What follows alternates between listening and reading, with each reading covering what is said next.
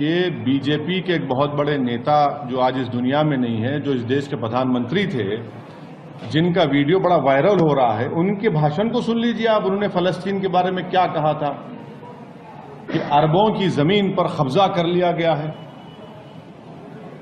और दूसरी बात यह है कि मध्य पूर्व के बारे में यह स्थिति साफ है कि अरबों की जिस जमीन पर इजराइल कब्जा करके बैठा है, वो जमीन उसको खाली करना होगी। आक्रमणकारी आक्रमण के फलों का उपभोग करे, ये हमें अपने संबंध में स्वीकार नहीं है। तो जो नियम हम पर लागू है वो औरों पर भी लागू होगा। ये बोल रहा है अटल बिहारी जी ने कहा था कि देखो अरबों की जमीन पर कब्जा कर लिया गया है। यार अटल बिहारी ने तो यह भी कहा था कि मंदिरों पर मस्जिदों ने कब्जा कर लिया है।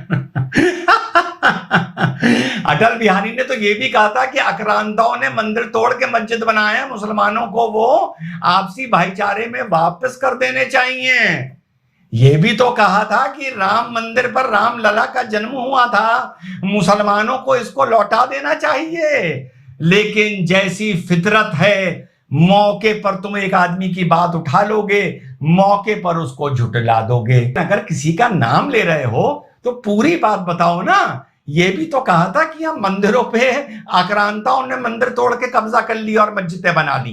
पूरी बात बताओ बेशरम इंसान। हमास के मिलिट्री कमांडर मोहम्मद अल दिफ ने इस पूरे हमले को ऑपरेशन अल अक्सा फ्लड का नाम दिया और कहा कि हमास ये इसलिए कर रहा है क्योंकि इजराइल ने पैलेस्टीनियंस के ऊपर अत्याचार किया। स्पेसिफिकली ये रिस्पॉन्स है अल अक्सा मस्जिद में जो हुआ था उस। आज से 2 साल पहले मैंने एक डिटेल्ड वीडियो बनाया था इजराइल पैलेस्टीन कॉन्फ्लिक्ट पर, जिसपे बहुत लंबा इतिहास इनका समझाया था। इसमें मैंने बात करी थी कि कैसे ज्यूज को सदियों से प्रोसिक्यूट किया गया यूरोप में, वो अपनी जान बचाकर माइग्रेट किए पैलेस्टीन और पैलेस्टीनियंस को अपने ही देश में अब रेफ्यूजीज बना दिया गया है। तो पैलेस्टीन की जो कॉज है वो ऑब्वियसली सपोर्ट डिजर्व करती है यहाँ पर, लेकिन आतंकवादियों को समर्थन देकर नहीं। तो 1948 में जब यूनाइटेड नेशन ने समझौता करवाया था तो तब समझौता मान लेते ना, तब हम तुम्हारे साथ सॉलिडेरिटी करते कि भाई हमने तो समझौता मान लिया था।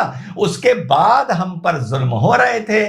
तुम्हारे ऊपर जुल्म हो तो तुम ना भूलो, और तुमने किस किस के ऊपर जुल्म करे वो भूल जाए सेकुलरिज्म के नाम पर और मानवता के नाम पर। अरे पैलेस्तीन में यहूदी पहले थे या मुसलमान पहले थे? जलीलों, बोलो, ईमान पर हाथ रख के बोलो कि पहले वहां यहूदी थे, मुसलमान बाद में गए थे, जो मैंने कल के वीडियो में बनाया था। तुम किसी की कोई जगह हथिया लो, किसी को मार के भगा दो, वो अपनी जगह को वापस लेने आए तो कहते हो कि वो तो आक्रांता है, वो तो ऑपरेसर है, हम ऑपरेस्ड हैं। अभी तक पिछले सिर्फ 24 घंटे के भीतर 450 से ज़्यादा जो फिलिस्तीनी हैं उनकी मौत की खबरें आ रही हैं। इस वक्त खबर यह है कि हमास ने यह कहा है कि हमने इसलिए हमला किया क्योंकि जो अल अक्सा मस्जिद है, जो मुस्लिम समुदाय के जो मानने वाले लोग हैं, इस्लाम के मानने वाले लोग पूरी दुनिया में, उनके लिए जो बहुत कम जो तादाद में पवित्र स्थान हैं, उनमें से 3 बड़े पवित्र स्थान हैं, उनमें से माना जाता है अल अक्सा मस्जिद को, और उसकी जो स्थिति है उसे बदलने की कोशिश कर रहे थे। जेरूसलम में, यानी कि इजराइल के ये जो टेरिटरी है उसके भीतर ये अल अक्सा मस्जिद आती है, और इसलिए उन्होंने इसको यहाँ पर हमला किया। और इसके अलावा जो 5000 से ज़्यादा कैदी बनाए हुए हैं इजराइल ने, फिलिस्तीनी लोगों को कैदी बनाया हुआ है, जिसमें से 1000 से ज़्यादा वो लोग हैं जिनको ये पता नहीं है कि उनका जुर्म क्या है, उनका दोष क्या है, उन्हें क्यों कैदी बनाया गया, उन पर जुल्म क्यों ढाया। 4 साल की बच्ची को गोली मारी है, 80 साल की महिला को गोली मारी है।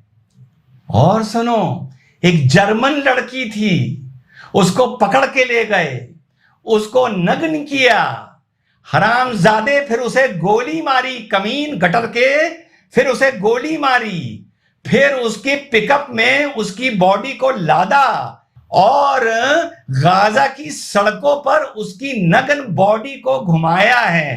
कैसे मुसलमान हो यार, हैं? कम से कम उस नग्न महिला को मारने के बाद उसे हिजाब तो पहना लेते यार। हिजाब कितना अनिवार्य होता है महिला के लिए। और हाँ, वो जो पर्ची लिए घूमते रहते हो कि हजूर ने फरमाया था कि जंग में ये ना करो, ये ना करो, ये ना करो, ये ना करो, उस पर्ची को क्या पीछे जब पलट के देखा तो क्या ये लिखा था क्या कि एक 21 साल की औरत को नंगा करके उसे गोली मार के उसकी नंगी बॉडी को गाजा की सड़कों पर टहलाओ? ये लिखा था क्या? उस पर लिखा था कि 4 साल की लड़की को खड़ा करके कार के सामने गोली मारो, 80 साल की बुजुर्ग को गोली मारो। ये लिखा था क्या?